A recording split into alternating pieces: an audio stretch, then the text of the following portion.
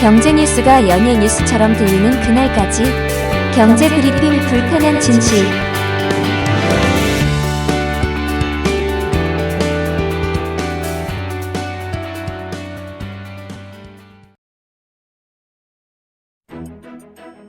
경제 브리핑 불편한 진실 12월 9일 순서 시작하겠습니다.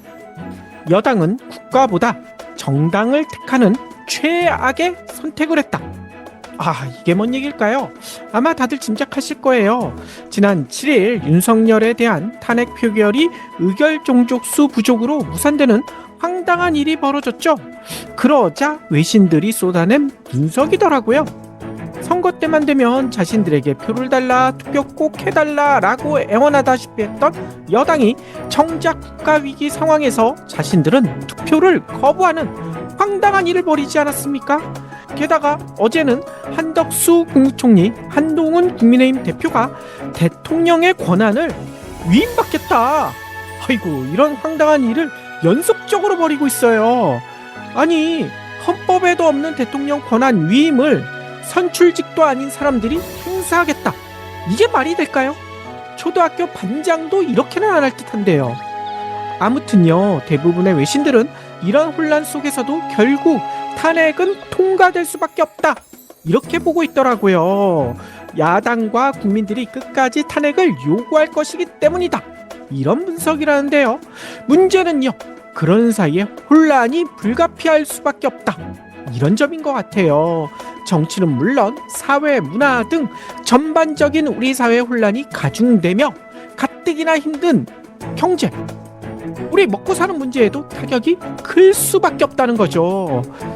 따라서 이게 뭔 의미일까요? 탄핵은 결국 통과될 가능성이 높다는 거 아닙니까? 통과될 수밖에 없잖아요. 그렇기 때문에 우리 사회의 혼란과 경제의 불확실성을 줄이기 위해서라도 국민의힘이 생각을 지금이라도 바꿔야 한다는 이야기입니다. 이번 주말에도 탄핵 표결이 있을 텐데 이때는 꼭 참석을 해야 된다는 거죠. 만일 그때도 거부한다, 그러면 내란 공범은 물론 우리 경제를 나락으로 떨어뜨리는 주범이 될 수도 있어요.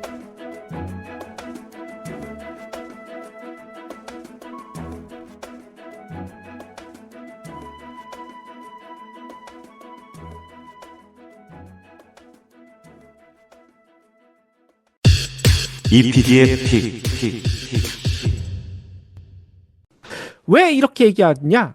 실제로 외신들의 반응, 우리가 생각하는 것보다 더 싸늘하더라고요. 이 혼란 속에 있기 때문에 우리가 못 보는 부분까지 외신들은 조목조목 파고 들어서 분석을 하고 있던데요. 윤석열이 코리아 디스카운트가 옳다는 것을 증명했다. 이게 뭔 소리일까요? 미국의 유력 경제 매체 중 포브스라고 있죠. 이 포브스가요, 비상계엄과 탄핵 불발 사태에 대해 이런 평가를 내렸더라고요. 아니, 포브스, 이 유력 외신이 선진국 지도자, 이 한국 같은 선진국 지도자를 이렇게 강도 높게 비판하는 거 혹시 보신 적 있습니까? 매우 이례적이라고 하더라고요. 아무튼 포브스는 이렇게 얘기했어요. 윤석열의 이의적인 계엄령 사태에 대한 대가는 한국의 5,100만 국민들, 그러니까 우리 국민들이죠. 이 우리 국민들이 시간이 지남에 따라 분할에 지불하게 될 것이다. 아이고, 이 사태가 쉽게 끝나지 않고 우리 대대손손 이 책임을 져야 될지도 모른다, 뭐 이런 얘기잖아요. 한마디로 윤석열을 대통령으로 만든 책임, 우리 국민들에게도 매우 크다라고 지적하는 것 같아요. 윤석열을 찍은 사람은 물론 찍지 않은 경불진 애청자분들 같은 그런 사람들까지 피해를 봐야 한다니 너무나 억울하다라고 할 수도 있을 것 같은데요. 아무튼 포브스는 이어서 이렇게 얘기해요. 이번 계엄 사태가 한국의 과거 군부 통치 시절을 상기시켰다. 한국 정부가 경제 위기에도 신속하게 대응할 전망이 사라졌다. 이렇게 대놓고 꼬집습니다. 한마디로 경제 위기가 닥쳐와도 현 정부 윤석열에게는 헤쳐나갈 능력이 없다라고 돌직구를 날린 것이잖아요. 아니, 다들 아시다시피 포브스, 이름 모르시는 분 계신가요? 세계에서 가장 유명한 경제지 중 하나잖아요. 비즈니스 업계에서는 빼놓지 않고 챙겨보는 그런 매체 아닙니까? 그런데 이런 매체에서 코리아 디스카운트 이게 실제 존재하고 있어요. 이거 보세요. 이 비상계엄이라는 황당한 일도 벌이고 그래서 탄핵시키려고 했더니 탄핵이 무산되고 실제로 존재하고 있다. 따라서 한국의 경제위기 대응 능력도 전무하다. 이렇게 평가했으니 앞으로 누가 우리나라에게 투자하겠습니까? 외국의 큰손들이 우리나라를 쳐다나 볼까요? 혹시 포브스가 우리나라 한국을 유독 박하게 평가해 왔던 거 아닐까? 과거부터 그랬던 거 아닐까? 그래서 찾아봤습니다. 문재인 대통령 시절이던 2021년 5월 포브스는 어떤 기사를 내보낸 줄 아세요? South Korea is doing it again. 뭐 한국이 또 해내고 있다. 이런 제목의 기사를 내보냈거든요. 아니 도대체 뭘 또 내보냈을까요? 그 당시 2021년이니까 코로나가 한창이던 시기였잖아요. 전 세계 경제가 침체 국면에 빠져 있지만 한국만 유독 예상 밖의 큰 성과를 내렸다. 이렇게 극찬을 했던 거예요. 이 기사는 이렇게 설명하더라고요. 문재인 대통령의 혁신 성장 모델을 통한 성장 동력의 개편으로 코로나 위기 속에서도 놀라운 경제 성장 움직임을 보여주고 있다. 이렇게 호평을 합니다. 그런데 3년 만에 이 포브스의 평가가 완전히 뒤바뀌었다는 거예요. 아니, 포브스만 이렇게 뒤바뀌었을까요? 블룸버그 통신은 이런 기사를 최근에 내보냈어요. 한국이 글로벌 AI 경쟁에서 밀려날 수 있다라고 경고를 했는데요.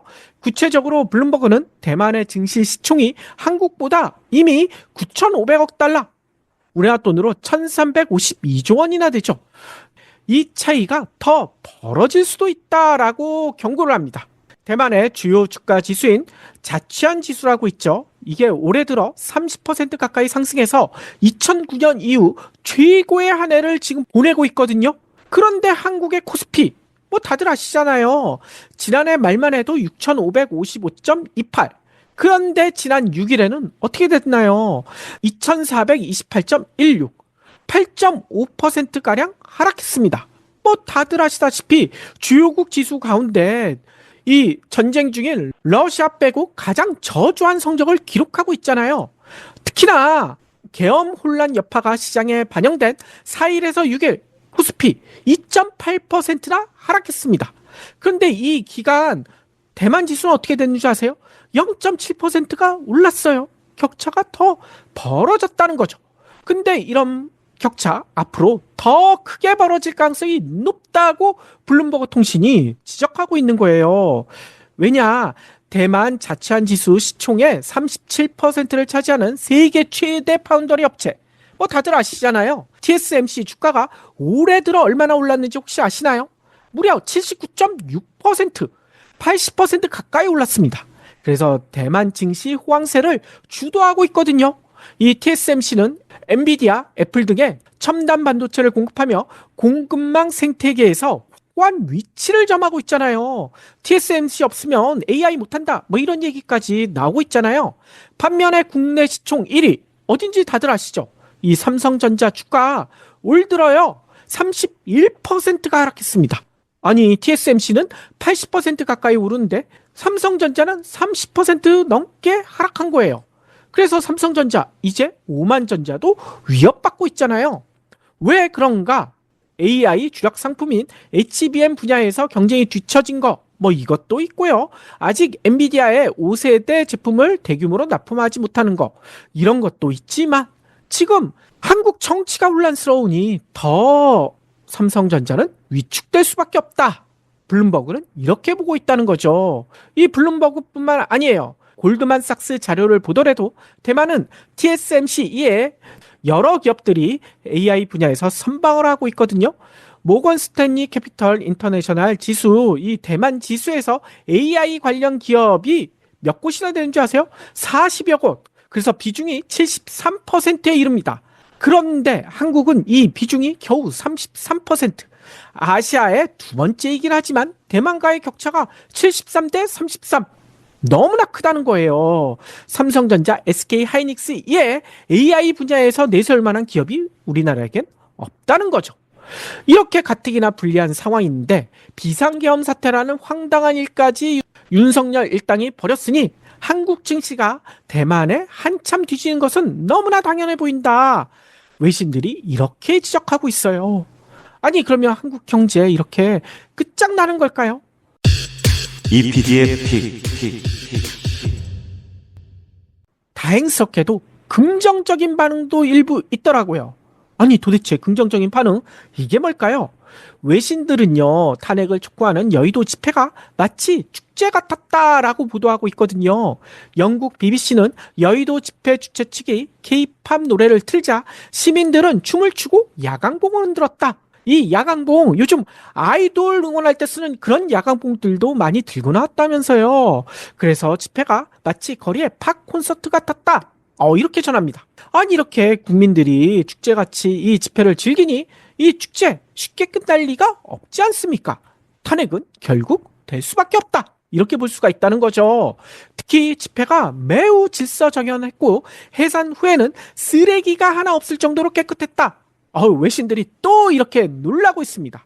박근혜 탄핵 때 보여줬던 한국 민주주의의 성숙함을 다시 볼 수 있었다. 뭐 이런 얘기인 것 같아요. 기억나시잖아요. 이 한국의 촛불 집회 전 세계 민주주의 교과서에서도 극찬을 하지 않았습니까? 많은 나라 교과서에도 실렸고요. 이 촛불혁명의 불꽃이 다시 되살아나고 있다라고 외신들이 평가하고 있다는 거예요. 한국 민주주의의 회복력 아직 존재하고 있다. 다만 윤석열과 국민의힘이 이를 꺾으려고 한다. 이게 문제라는 거죠. 이에 대해 올해 노벨 경제학상 수상자의 조언도 들어볼 만할 것 같아요. 이 올해 노벨 경제학상 공동 수상자인 제임스 로빈슨 미국 시카고대 교수가 노벨상 시상식이 열리는 스웨덴 스톡홀름에서 우리나라 기자와 만나 이런 얘기를 했대요.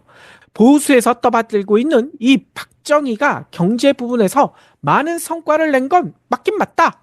하지만 한국이 오늘처럼 번영하는 데에는 박정희보단 민주화가 핵심적이었다. 이렇게 얘기하더라고요. 이 로빈슨 교수는 내가 한국 경제 발전에 대해 강조하고 싶은 부분은 한국의 민주화, 이 박정희가 아니라 민주화가 이루어졌다는 점이다. 박정희 같은 독재자가 운이 좋으면 10년 내지 15년 정도 발전을 가져올 수 있지만 독재자의 의지만으로는 이 발전이 지속 가능하지 않다. 이렇게 강조하더라고요. 이게 뭔 얘기일까요? 오늘날 한국의 눈부신 발전은 박정희 덕분이 아니라 민주화 덕분이었다. 이렇게 평가를 하는 겁니다. 노벨 경제학상 수상자가요. 실제로 로빈슨 교수는 민주화를 기점으로 분출된 한국민의 창의성을 경제 발전의 원동력이다. 이렇게 꼽기도 했습니다. 그러면서 이런 얘기를 했어요. 오늘날 세계를 깜짝 놀라게 하는 K-팝이나 영화, 이런 한국의 문화산업의 성공 사례가 박정희나 군사정권이 여전히 집권 중이었다면 상상이나 가능했겠느냐? 이렇게 얘기하시더라고요. 아니 이런데도 윤석열과 국민의힘 여당 박정희나 전두환 흉내 내려고 지금 황당한 행태를 벌이고 있잖아요. 정말 어이가 없습니다. 로빈슨 교수는 이런 얘기까지 했어요. 윤석열의 비상계엄 소동에도 불구하고 국회와 국민들이 나서 빠른 철회를 이끌어낸 것을 높게 평가하더라고요. 그러면서 한국 사회가 민주주의를 지키려는 의지를 보인 것이 굉장히 고무적이었다. 한국 민주주의의 재확인이었다. 이렇게 극찬까지 했습니다. 외신들이나 노벨 경제학상을 받은 로빈슨 교수가 지적하는 공통점 보이지 않습니까? 한국 경제가 지속적으로 발전하기 위해서는 빠른 탄핵을 통해 한국의 민주주의가 빠른 회복력을 보여야 한다. 이거 아닙니까? 이런 지적을 국민의힘 위원들도 보고 있어야 될 텐데 말이죠. 제발 한국의 민주주의는 물론 경제까지 망치는 매국노가 되지 않길 바랍니다. 제발 정신 차리세요.